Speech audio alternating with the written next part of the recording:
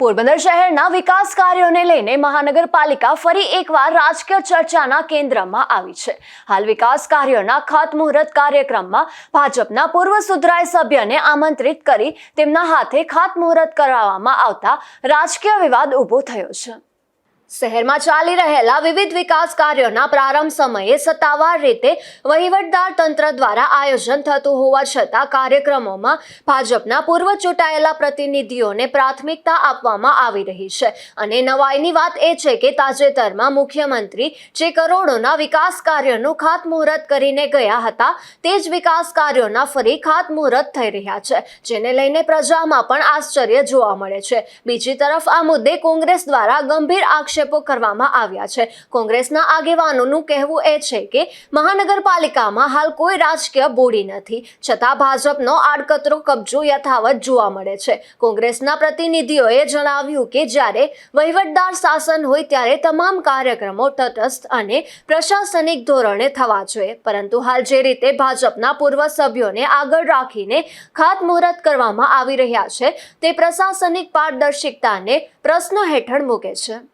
લોકાર્પણને ખાતમુહૂર્ત કરી ગયા હતા, એના ફરી એના જે જૂના કાઉન્સિલરો છે એ લોકો દ્વારા કરવામાં આવે છે, તો શું કહેશો આને લઈને? જરૂર અત્યારે મહાનગરપાલિકામાં પહેલા તો કોઈ પણ પક્ષની બોડી ના હોય। ખરેખર તો મહાનગરપાલિકાએ પોતાએ જ ત્યાં પોતાને વિકાસના કામ કરવા હોય તો પોતે જ ખાતમુહૂર્ત કરવા જોઈએ। એની બદલે એટલા સમયથી માનો કે 1 વર્ષથી કોઈની બોડી નથી, છતાં પણ ભારતીય જનતા પાર્ટીનો મહાનગરપાલિકામાં અડ્ડો બનાવી દીધો હોય એવા કાર્યો થઈ રહ્યા છે। એકને એક ખાતમુહૂર્ત કે જે વર્ષની પહેલા ખાતમુહૂર્ત થયું હોય, મુખ્યમંત્રી આવીને કર્યું હોય, એને ખાતમુહૂર્ત આ ભાજપના મળતિયા પાસે પાછા કરાવવામાં આવે છે। અને મારું કહેવાનું તો એ છે કે ખરેખર કોઈની બોડી ના હોય તો વિપક્ષને પણ બોલાવવા જોઈએ, ભાજપને પણ બોલાવવા જોઈએ, અને કાં તો કોઈને ન બોલાવવા જોઈએ અને નવા ખાતમુહૂર્ત કરવા જોઈએ। એકને એક વસ્તુના વારંવાર ખાતમુહૂર્ત કરી અને પ્રજા પોરબંદરની જનતાને ઉલ્લુ બનાવવાનું કામ આ લોકો કરે છે। મારું કહેવાનું એ છે કે ખરેખર પ્રજાહિત કામ કરવા જોઈએ। અને આજે મહાનગરપાલિકામાં જે વહીવટ હાલે છે એ ધારાસભ્યના મળતિયાઓ અને એને આજુબાજુ ફરનારા લોકો છે, એને જ કોન્ટ્રાક્ટો મળે છે, એના ટેન્ડર પાસ કરાવવામાં આવે છે। બીજી તરફ આ મામલે મ્યુનિસિપલ કમિશનરને પૂછતા તેઓ ગોળ વાતો કરી પ્રશ્નને ટાળી રહ્યા હતા અને પૂર્વ સુધરાઈ સભ્યોને આમંત્રણ અપાતું હોવાનું સ્વીકાર પણ કર્યો હતો।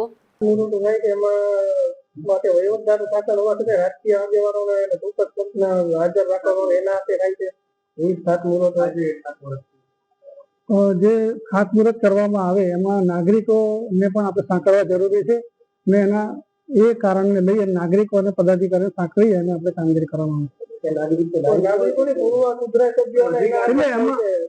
એટલા માટે જ કહું છું કે પૂર્વ સુધરાઈ સભ્યો જે પણ પક્ષના હોય એને આપણે સાથે લઈ અને કામગીરી કરવી।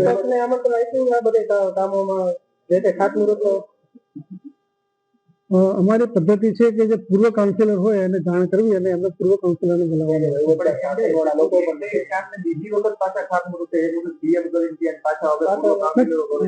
કાઉન્સિલરો પાસે આપણે ખાતમુહૂર્ત નથી કરાવ્યા, કાઉન્સિલરો પાસે આપણે કામની શરૂઆત કરાવી છે।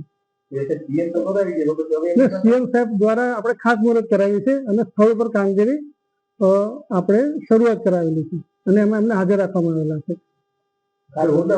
કોઈ હોદ્દેદાર નથી એટલા માટે કે પૂર્વ સભાસદો છે એમને આપણે બોલાવવામાં આવે છે।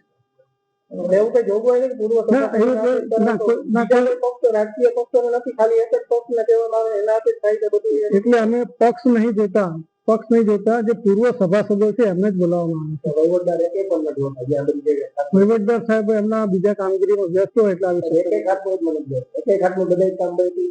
વહીવટદાર સાહેબ ની ઉપસ્થિતિમાં જે કાર્યક્રમ થયો ના મહાનગરપાલિકાના અધિકારીઓ ઉપસ્થિતિમાં જ આ સમગ્ર મામલો ત્યારે વધુ ચર્ચાસ્પદ બન્યો છે જ્યારે શહેરમાં કરોડોના વિકાસ કાર્યો હાથ ધરવામાં આવી રહ્યા છે।